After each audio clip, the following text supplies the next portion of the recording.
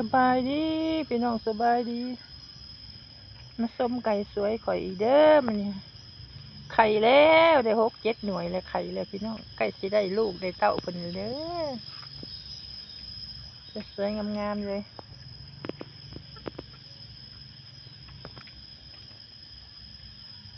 เบิดใหญ่เท่านี้แล้วคู่ตัวหนึ่งแม่สองสวยงามตามท้องเรื่องยังบ่ได้ปล่อยเพิ่นมันปล่อยอยู่ในเดินนี่ละ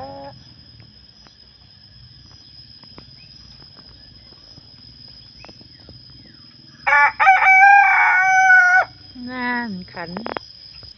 ไม่ยั้งอันนี้พี่น้องก็ไม่ยั้งไม่ยั้งอันนี้ฮะคอยละออนซ้อนคอยปกไว้บ่อยแมงวันไข่ใส่บ่อยแมงวันตอมนี่มะม่วงสดๆพี่น้องเอ้ยนี่นะงามสำใดงามสำใดส้มๆนี่นะนี่งามๆเลยอ่องร่องอ่องร่องอ่องร่องสวยงามตามท้องเรื่องแหนมดูส้มพี่น้องส้ม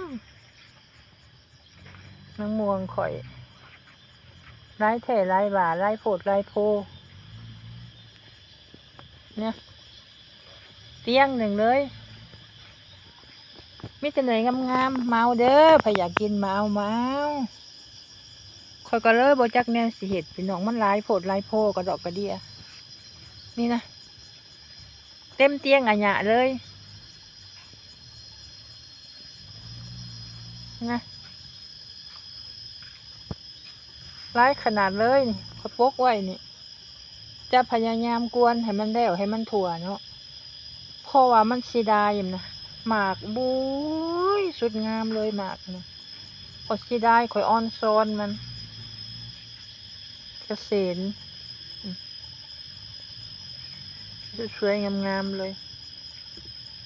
ข่อยก็จำเป็นได้มาเห็ด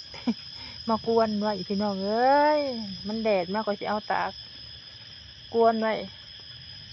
เสตู้ไว้โพดซักกันยังวะไล่โพดไล่โพปกไว้หน่อยแมงวันมาไข่ใส่เนาะเพราะว่ามันซุกแบบนี้แมงวันมันจากอันเข่าไปเนาะไข่มันนอนใส่คนก็ปกไว้คอยจะพยายามกวนจะคอยอดคอยทนไปให้มันโอ้ย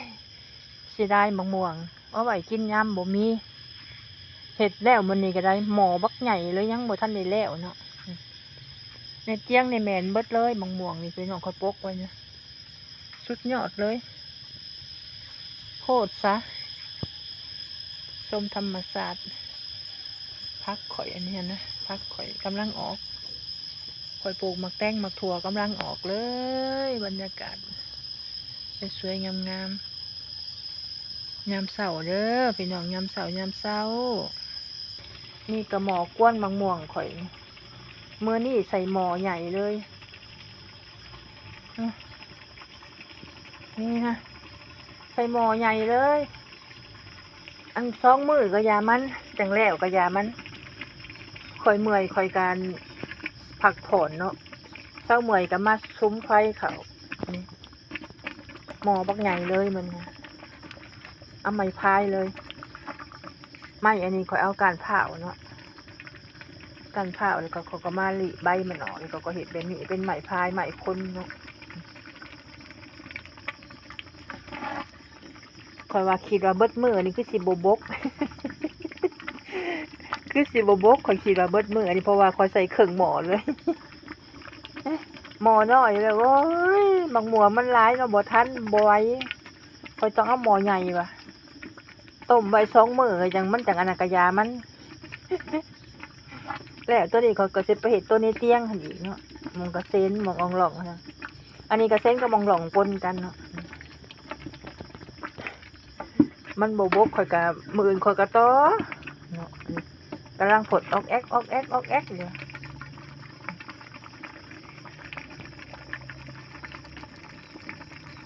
บัดกะว่าแห้งได้ใจแล้วข่อยจังสิเอาน้ำตาลเอาสีมันเนาะเจียวน้ำตาลใส่เอาสีมันมาใส่เล็กน้อยเพราะว่าบางหม่องนี่ก็หวานอยู่แล้วเนาะใส่เอาสีให้มันสวยซื่อๆพี่น้องข่อยเจียวน้ำตาลให้มันใหม่ก็มาถอกใส่เพราะว่าเอาสีมันบ่มักหวานเนาะหวานบางหม่วงนี่ก็สมควรแล้วนะเจ้าว่าข่อยสิได้บ่มื้อนี้ฮะ หม้อใหญ่ขนาดเลยนี่หม้อนี่เตาหลายเตานี่มื้อก่อนเอาสิเตาน้อยหม้อค้างน้อยมื้อนี้บ่ไหวว่ะก็ต้องเฮ็ดแนวนี้มันจังสิทันกับบางหม่วงมันจังสิบ่เน่าบางหม่วงหั้นนะมันบ่ข่อยก็เอาไว้เฮ็ดมื้ออื่นข้อยก็มาคนอีกเนาะแต่นี่หาค่ำมันสิบ่แล้วบ่โดนๆข่อยจังมาคนโดนๆข่อยจังมาคนเพื่อบ่ให้มันไหม้หม้อเนาะข่อยเฮ็ดไฟค่อยๆเนี่ยขอบใจเด้อพี่น้องมาชมจักสิเฮ็ดหยังให้พี่น้องชมจะให้พี่น้องเบิ่ง บ่มีแนวให้เบิ่งอย่าเฝ้ารำคาญกันเด้อพี่น้องป้องไปอย่าเฝ้ารำคาญกันเด้อชมข่อยให้แหน่เบิ่งข่อยให้แหน่พี่น้องยังบ่แล้วง่ายกับก้นมองๆข่อยให้พี่น้องชมมองๆกับข่อยกวนมื้อนี้ซื้อพี่น้องเอ้ยขอบใจเด้อเพื่อนข่อยก็พูดทำข่อยสิกวนมองๆมื้อนี้ ขอบใจเด้อขอบใจเด้ออยู่ดีมีแฮงทุกคนเด้อเลิฟนะคอยขวัตินีฮะคำสิบบกหมอคอยนะคอยก็สินอนเฝ้านี่แหละเนาะมานี่กะเป้นอนคอยก็สินอนนี่แหละดนข่อยก็มาค้นดนข่อยก็มาค้นเมื่อยข่อยก็นอนเอ๊ขอบใจเด้อขอบใจเด้อบ๊ายบาย